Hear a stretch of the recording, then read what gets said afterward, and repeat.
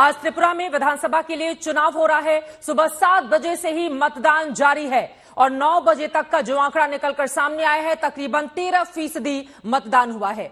मुख्यमंत्री माणिक साहा ने सुबह सुबह मतदान किया। ज्यादातर बूथों में मतदाताओं की लंबी लंबी लाइनें इस वक्त देखने को मिल रही हैं। यहां पर बीजेपी के सामने अपने किले को बचाने की चुनौती है, तो कांग्रेस और लेफ्ट मिलकर चुनावी मैदान में हैं। इस लड़ाई को ममता की एंट्री ने कांटे की टक्कर बना दिया है। फिलहाल त्रिपुरा में विधानसभा चुनाव के लिए सुबह से ही मतदान लगातार जारी है और सुबह 9 बजे तक तकरीबन 13% मतदान की खबर है। त्रिपुरा में 3 घंटे पूरे हो चुके हैं। बूथ पर भारी भीड़ भी देखने को मिल रही है, लेकिन 9 बजे तक का आंकड़ा 13% मतदान का है। उम्मीद यही कि जैसे जैसे दिन और चढ़े उसके बाद लोग अपने घरों से बाहर निकलेंगे और फिर इस मतदान का हिस्सा बनेंगे।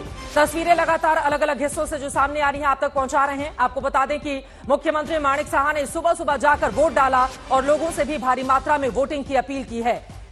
कांटे का मुकाबला इस वक्त न सिर्फ भारतीय जनता पार्टी के लिए अपने ताज को बचाने की चुनौती है, बल्कि लेफ्ट जहां पर 25 सालों तक शासन में था, उस लेफ्ट को पिछली बार 2018 में बीजेपी ने सूपड़ा उसका साफ कर दिया था। यही कारण है कि इस बार कांग्रेस पार्टी के साथ वो ताल ठोक रहे हैं। जबकि एक तरफ टीपरा मोथा जो आदिवासियों की आवाज उठाकर चुनावी मैदान में है, तो टीएमसी बांग्ला जो बंगाल के मतदाता हैं उनको अपने पक्ष में करने की कोशिशों में लगातार लगी हुई है। मुख्यमंत्री माणिक साहा की तस्वीरें आपको दिखा रहे हैं। आपको बता दें 2018 में सरकार बनने के बाद वैसे तो विप्लव गोयल को मुख्यमंत्री बनाया गया था, लेकिन बाद में मुख्यमंत्री को बदला गया, माणिक साहा को जिम्मेदारी दी गई और अब उनके सामने चुनौती है अपनी सरकार को बचाने की। माणिक जी, क्या कहना चाहिए चुनाव की किस तरीके से माहौल देख रहे हैं सर? किस तरीके से माहौल देख रहे हैं? माहौल तो अच्छा है, पीसफुल है। ये आप चीफ मिनिस्टर हैं, लेकिन इसके बावजूद भी आप लाइन में खड़े हुए हैं। चीफ मिनिस्टर से क्या, मैं तो साधारण एक वोटर हूँ। चीफ मिनिस्टर से क्या लेना देना? क्या मुझे बताइए कि मैं बाहर से आया हूँ, अगरतला में लोग क्या सुबह सुबह वोट डालने आते हैं? एकदम सवेरे आ जाते हैं। हम लोग भी अपील किए, ये लोग आए सवेरे सवेरे। कल रात कुछ इलाकों में वायलेंस की भी खबरें आई, क्या कह रहा है जो सिक्योरिटी अरेंजमेंट से, क्या लग रहा है? देखिए, ये लोग कोशिश करेंगे। दोनों संतरास पार्टी है, सीपीएम भी संतरास पार्टी है, कांग्रेस भी संतरास पार्टी है, तो ये लोग दोनों मिले हुए। हम लोग को मालूम था ये सभी करने वाला है और आरोप हम लोग के ऊपर देंगे। तो अब हमारे पास तो अभी है नहीं है, ये तो इलेक्शन कमीशन देख रहा है अभी, और ये लोग करेंगे ये सब चीज। ये लोग ही करते हैं सर। मुख्यमंत्री को आप सुन रहे थे, उनकी ओर से जो आरोप लगाए जा रहे हैं दरअसल आपको बताते चले राजनीतिक हिंसा की खबरें लगातार अलग अलग हिस्सों से सामने आती रही हैं और बीजेपी इसी को मुद्दा बनाकर चुनावी मैदान में है कि जब भी लेफ्ट का शासन रहा वहां पर चुनावी हिंसा किस तरह से बढ़ गई थी, लेकिन अब बीजेपी की सरकार बनने के बाद शांति है। लेकिन क्या ये मुद्दा इस बार काम करेगा, ये देखना महत्वपूर्ण रहेगा। लेकिन आपको दिखा देते हैं वो कौन कौन से चेहरे हैं जो चुनावी ताल ठोक रहे हैं और जिनकी किस्मत का फैसला इस वक्त जनता जनार्दन के हाथ में है।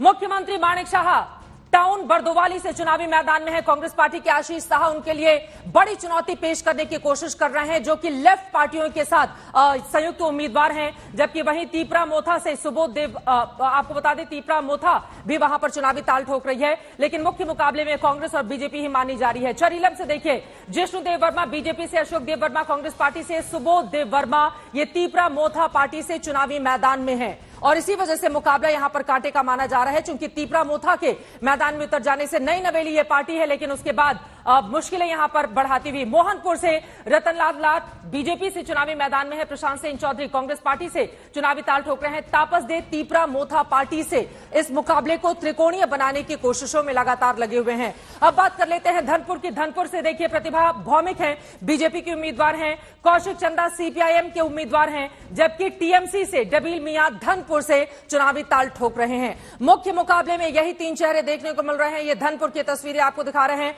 और अब 5 अलग अलग हिस्सों की तस्वीरें देखिए किस तरह से वहां पर नरेंद्र मोदी ने, प्रधानमंत्री नरेंद्र मोदी ने जमकर रैलियां की हैं, जनसभाएं की। एक तरफ पुराने शासनकाल का याद दिलाते हुए उन्होंने कहा कि जब से बीजेपी की सरकार बनी वहां पर हिंसा की खबरें कैसे कम आने लगी। प्रधानमंत्री मोदी का जादू क्या चलेगा, ये बड़ा सवाल है, लेकिन कांग्रेस और लेफ्ट के साथ आ जाने से मुकाबला कांटे का हो गया है, क्योंकि दोनों के वोट प्रतिशत को 2000 के हिसाब से अगर जोड़ें तो वो बीजेपी के ऊपर चली जाती हैं। जबकि नई पार्टी है तीपरा मोथा, क्या ये किंग मेकर की भूमिका में नजर आएंगे जो आदिवासियों के मुद्दे को लगातार उठा रहे हैं। जबकि टीएमसी की चाल का क्या होगा, ममता बनर्जी को पूरी उम्मीद है कि पश्चिम बंगाल जैसा कमाल यहां पर भी उनकी पार्टी जरूर करेगी।